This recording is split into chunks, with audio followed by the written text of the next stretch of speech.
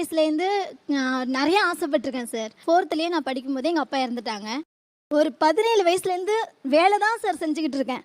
எனக்கு வந்து பார்த்தீங்கன்னா சார் ஒரு 21 வயசுலேயே மேரேஜ் ஆயிடுச்சு. ஏன்னா அப்போயாவது அங்கே போய் அந்த வீட்டில் ரெஸ்ட் எடுக்கலாம், வீட்டுக்காரரு படிக்க வைப்பாரு. நான் வயசு பார்க்கல, அழகு பார்க்கல, எனக்குன்னு ஒரு ஆசை இருந்துச்சுல. வயசு பார்க்கல, அழகு பார்க்கல. அழகு பார்க்கல. அவர் ஒரு வார்த்தை சொன்னார் சார். என்னம்மா சொன்னார்?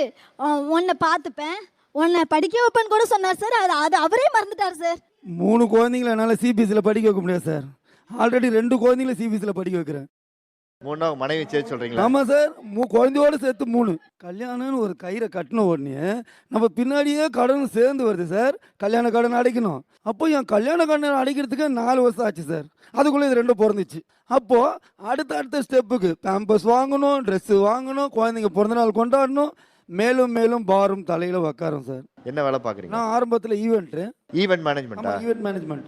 இப்போ ஒர்க்கு டிமாண்ட் ஆயிடுச்சு. அதனால ஒரு ஃபுட் ஷாப் ஒன்று ஓப்பன் பண்ணிட்டு இருக்கேன். இப்போ ரீசெண்டாக ஆரம்பிச்சு பண்ணிட்டு இருக்கேன். எங்கள் வீட்டு ஃபேமிலியிலும் எனக்கு ப்ராப்ளம் இருக்குது. அண்ணன் இருக்கான், அப்பா இருக்கார், அப்பா உடம்பு முடியாதவ, அம்மா இருக்காங்க. இவங்க எல்லாரையும் நம்ம மேட்ச் பண்ணணும். ப்ளஸ் உன்னையும் பார்க்கணும், குழந்தையும் பார்க்கணும். இந்த வாழ்க்கையிலே என்னால் தாக்கு பிடிக்க முடியல. இதில் ஐஃபையாக வாழணும்னா முடியாது. வாழ்க்கை ஒரு முறை தானே சார், மறுபடியும் பறக்க முடியுமா சார்? இந்த ஒரு முறையே நல்ல முறையில் வாழ முடியலன்னா எப்படி